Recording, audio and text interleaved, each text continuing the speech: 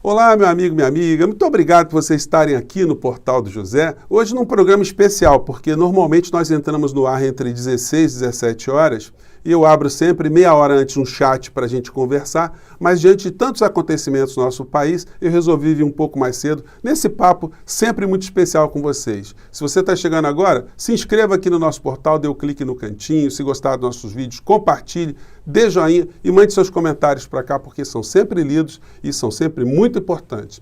Gente, vamos começar aqui pelas questões jurídicas. Ontem nós tivemos uma decisão no Supremo Tribunal Federal que está causando muitas discussões para cima e para baixo. O brasileiro está ficando expert em decisões do Poder Judiciário.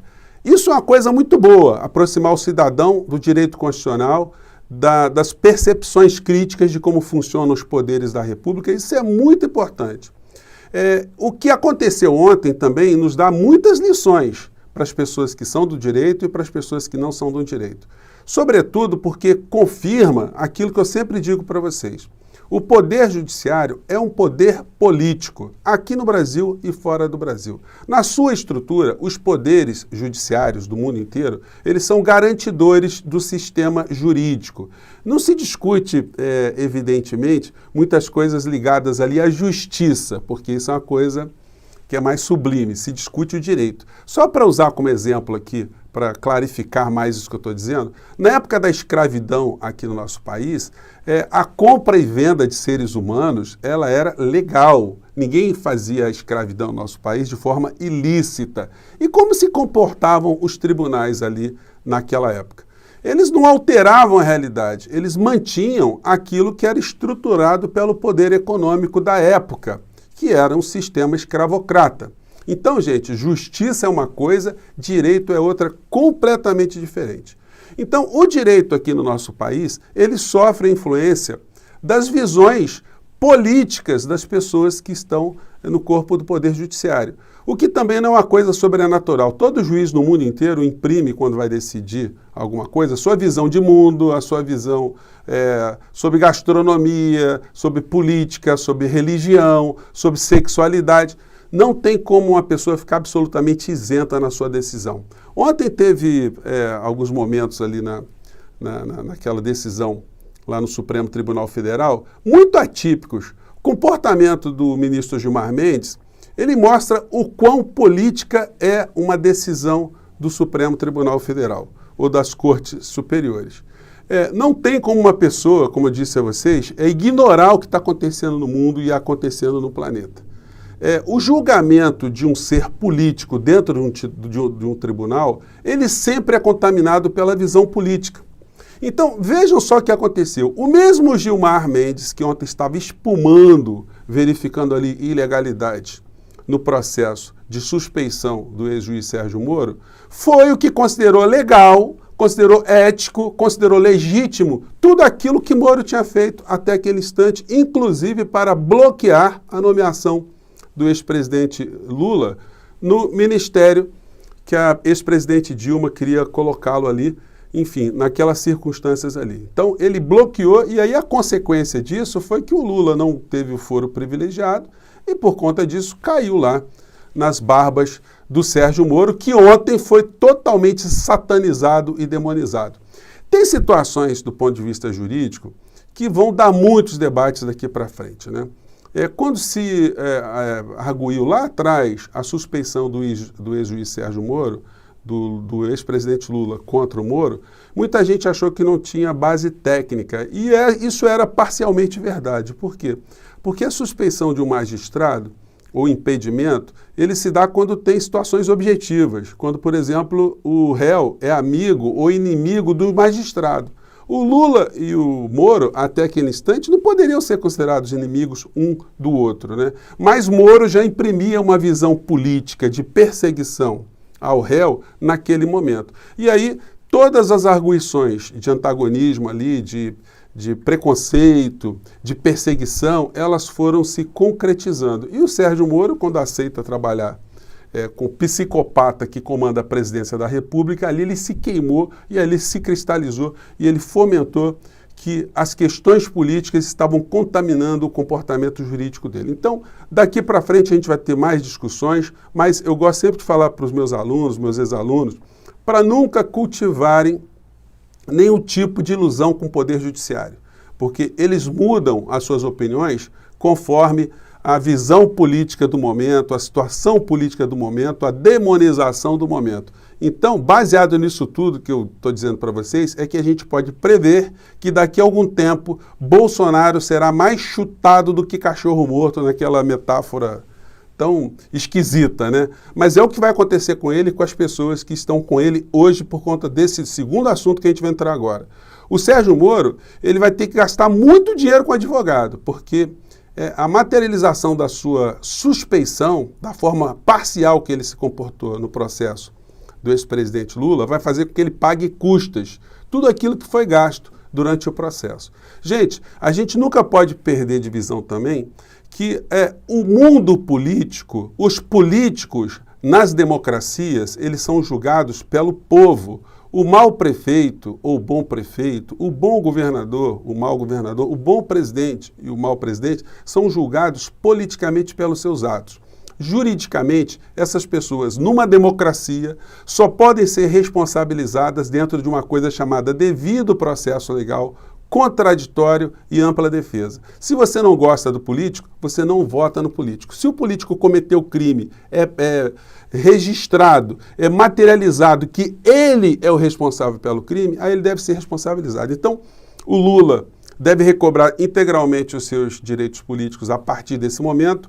O Moro, se tivesse alguma pretensão política, ele fica bastante chamuscado agora e a gente volta daqui a alguns meses, né, a discutir efetivamente as questões políticas e não as questões jurídicas. E aí, fazendo um link com outra questão jurídica, a gente mudando um pouco de assunto, mas nós vamos esticar esse papo um pouco mais à frente, tem muitas coisas para a gente analisar sobre isso aqui. Ontem, o Supremo Tribunal Federal também, ele deu uma decisão emitida lá pelo Marco Aurélio Mello em relação a uma ação que o Bolsonaro tinha proposto, uma ação absurda, porque o Supremo Tribunal Federal já explicou algumas vezes, não suficientemente, né? Eu acho que tinha que ter feito até propaganda em televisão, e os jornais também tinham que elastecer um pouco mais o alcance dessas sentenças, desses acontecimentos todos. Inclusive, ontem o Gilmar Mendes, no seu voto, quer dizer, no seu voto, não, nas suas declarações do pós-voto, a coisa que não é típica, ele registrou a promiscuidade entre magistrados, Ministério Público e Rede Globo de televisão. Ele não citou a Globo especificamente, mas todo mundo sabe que ele estava falando da Globo, que a Globo fez a espetacularização do processo lá em Curitiba, porque isso visava fins econômicos no final da história, que a gente vai abordar aqui também no nosso papo de hoje. Mas o Marco Aurélio Mello, na decisão dele contra o pedido do Bolsonaro, ele praticamente chamou o Bolsonaro e o bolsonarismo de gente cretina, gente despreparada, gente imbecil, gente idiota, juridicamente inclusive. Por quê? Porque o Bolsonaro, ele não tem legitimidade enquanto pessoa física para propor ações de inconstitucionalidade. Isso tem que ser feito através da Advocacia Geral da União. É isso que o Marco Aurélio disse. Ele nem discutiu, nem quis explicar de novo ao Bolsonaro o tamanho da sua imbecilidade jurídica junto com as pessoas que o assessoram, mostrando que a decisão que o Supremo já deu por 11-0 diz que são competências concorrentes do município, dos estados e da União Federal para combater a Covid. E não como ele sempre ficou dizendo, e nunca contestado pelos meios de comunicação de uma forma muito efetiva, que o Supremo evitou, o Supremo impediu dele fazer alguma coisa, que o Supremo transferiu responsabilidade apenas para governadores e prefeitos.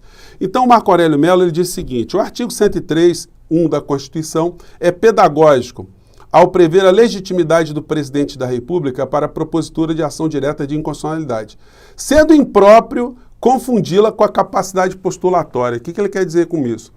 Você, para entrar em juízo, você precisa sempre ter um advogado. Você nunca pode, como pessoa física, entrar com qualquer tipo de ação, exceto o habeas corpus.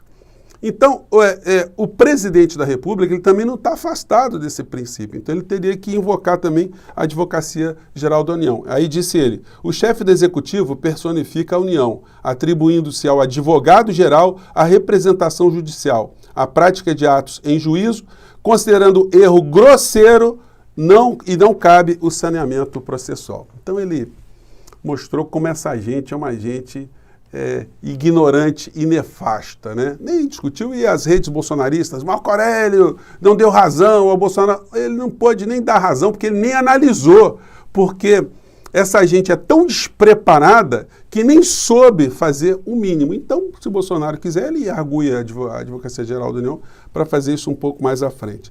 Mas a situação mais dramática que nós temos para conversar hoje, gente, são esses números crescentes no nosso país. Enquanto eu estou gravando aqui o nosso papo, estou conversando com vocês, mais de 3 mil pessoas vão morrer hoje de novo. Ontem morreram 3.158, a gente vai passar de 300 mil pessoas mortas no nosso país, e o Bolsonaro foi às redes ontem, foi a rede convocada, né, de rádio e TV, para falar alguma coisa em relação ao povo brasileiro.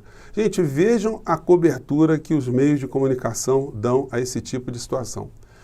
O Jornal Nacional, já conversei com vocês, se eles estivessem na Alemanha nazista, na época do Holocausto, eles cobririam o Holocausto, o transporte de pessoas, a morte de pessoas, fariam algumas entrevistas com um ou com outro, mas eles não tocariam no nome do Hitler.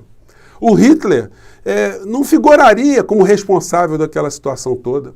Não se criaria nenhum tipo de relação de causa e efeito do comportamento do Hitler e aquela situação que aconteceu na Alemanha.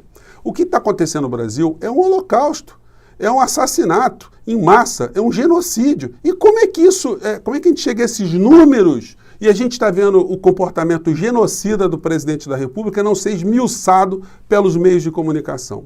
Então, o Bolsonaro ontem ele foi para a rede de TV e quando você olha a cobertura, a análise crítica do que foi feito das falas dele, você vê uma coisa assim, uma coisa ignorando completamente o papel do Bolsonaro. Isso tem uma explicação, eu vou tocar um pouco mais nela aqui.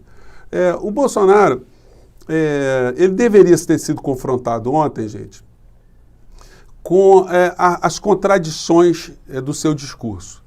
Vamos lembrar que os meios de comunicação, a Rede Globo especificamente, não salientou que ele em nenhum momento sugeriu às pessoas para usarem máscara, para fazer o distanciamento social, para usar álcool em gel. Ele não falou nisso. Ele foi falar de vacina. Logo ele, eu já mostrei alguns vídeos aqui, que atacou a vacina desde o nascedouro. Ele sempre colocou em dúvida a vacina. Gente, por que esse tipo de imagem aqui não é colocada para confrontar o Bolsonaro?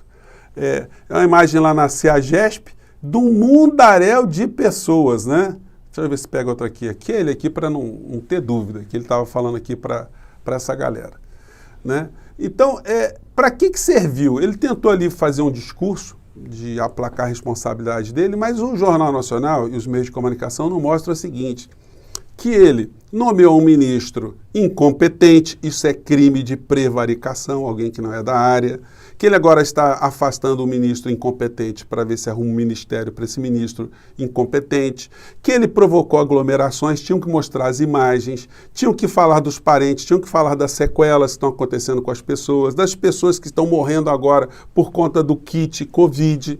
Isso tudo, gente, não é espizinhado, não é mostrado, não é aprofundado. Isso tudo, como eu digo a vocês, tem uma razão muito simples. Ontem, inclusive, a Associação Médica Brasileira, ela fez um pronunciamento bombástico, né, que devia ser mais esmiuçado também, onde eles simplesmente dizem que o kit Covid tem que ser banido. Gente, é um monte de entidades que assinam esse documento, muitas entidades médicas aqui mostrando que não tem e nunca teve base nenhuma científica para o Bolsonaro ficar falando da cloroquina e não ser contraditado. Mas como ele fala essas aberrações todas e as suas redes multiplicam as suas falas, então isso acaba tendo um comportamento, tendo uma utilidade, uma funcionalidade muito grande. Agora, o que os bolsonaristas não estão vendo, que o Brasil não está vendo, a gente vai mostrando aqui aos poucos aqui, olha. A ANEEL vai empurrar contra o cidadão brasileiro mais 21% de reajuste nas bandeiras tarifárias de energia elétrica. A gente é sempre o cidadão entrando pelo cano. E a gente está pagando isso com o presidente que está a cada vez mais ampliando o número de mortos aqui no nosso país. As montadoras de automóveis estão cada vez mais decretando férias coletivas, estão cada vez mais paralisando as suas atividades por conta da pandemia que nosso país não está sendo tratado adequadamente. E aí, gente, a gente vai vendo por que os meios de comunicação eles pegam leve com o Bolsonaro. Pegam leve porque é o seguinte, porque o mundo está vendo que ele é um genocida. Mas aqui tem essa história. Enquanto nós todos estamos preocupados com isso, na carteira do PPI, que cuida de parcerias público e investidores, né, estão a privatização da Eletrobras na pauta do Congresso Nacional, a venda dos Correios, além disso, algumas grandes concessões da frente, inclui o Porto de Santos, o Ferrogrão, 2 leilões de aeroportos, incluindo a Joia da Coroa, Congonhas e o Santos Dumont. Vocês vão falar assim, mas por que então, qual é a relação que tem uma coisa com a outra? Gente, o Bolsonaro, com todas as maluquices, todo o genocídio, ele está garantindo que as pautas econômicas, que sempre foram metas dos grandes grupos econômicos que tem nos meios de comunicação sócios, estão avançando agora. A Rede Globo, as organizações Globo, vamos lembrar que eles foram fundados em 1965 com dinheiro norte-americano de 2 grupos norte-americanos. Um dos sócios do Roberto Marinho era o senhor, o senhor Joe Wallach. Esse senhor aqui que está do lado do Roberto Marinho. O Roberto Marinho careca e o Joe Wallach. Um norte-americano que nem falava português e mal falava espanhol. Esse homem veio para o Brasil, foi sócio do Roberto Marinho, montou a maior rede de propaganda aqui no nosso país. Né? Aqui eu acho que tem outra foto dele, ele aqui com mais cabelo, ele aqui com o Boni, enfim. Então, eles sempre tiveram um atrelamento a defender os interesses de grupos estrangeiros aqui no nosso país. O Bolsonaro agora, ele continua a ser funcional nesse modelo. Enquanto nós estamos aqui debatendo o genocida no poder, eles continuam a fazer negócios para cima e para baixo. Então, por isso que o Bolsonaro não caiu, por isso que eles não colocam todos os dias todas essas contradições, essas maluquices, os crimes do Bolsonaro. E por isso que as pesquisas de opinião ainda dão algum tipo de espaço a favor do Bolsonaro. Gente, nós combatemos aqui todos os dias quase que um tripé no campo dessa desinformação geral que escraviza o povo brasileiro. Nós temos os meios de comunicação que fazem essa cobertura, que não provocam a reflexão crítica.